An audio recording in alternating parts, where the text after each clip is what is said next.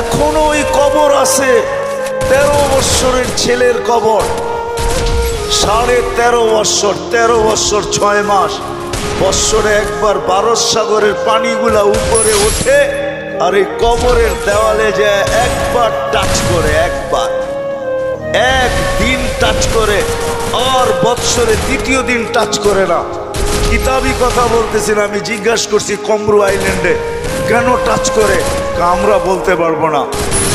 আমি বলছি কিতাবি কথা না, আমার বিবেক বলে বৎসরে একবার যখন আসে ভারত মহাসাগর মনে হয় আল্লাহকে বলে, আল্লাহ মদিনা মুনাওয়ারায় যে রওজায়ে আতহারে চুমা খাওয়া আমার পক্ষে সম্ভব না, কিন্তু মুহাম্মদ ইবনে উসমান ইবনে আফফান, উসমান রাদিয়াল্লাহু তাআলা আনহুর ছেলে, নামও মুহাম্মদ, ওই ফ্যামিলির সাথে সংযুক্ত, আমার পদদেশে শুয়ে আছে, একবার অনুমতি দে না বৎসরে এই মুহাম্মদের কবরে চুমা খায়, ওই মুহাম্মদের কবরে চুমা খাওয়ার স্বাদ নিতে চাই।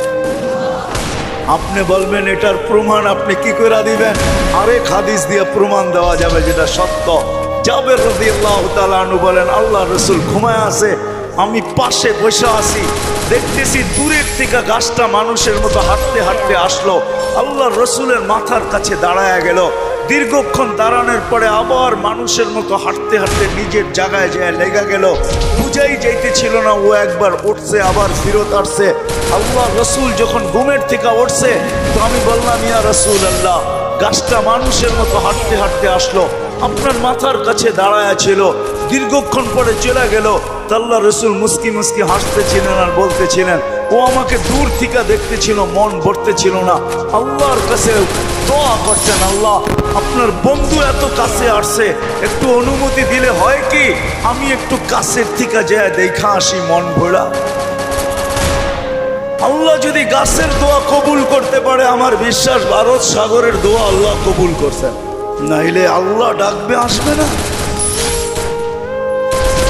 আর শুধু নামাজের জন্য তো ডাকে না, নামাজের জন্য ডাকে না, শত জিনিস দেখানো যায়, শত জিনিস দেওয়ার জন্য ডাকে, শত জিনিস।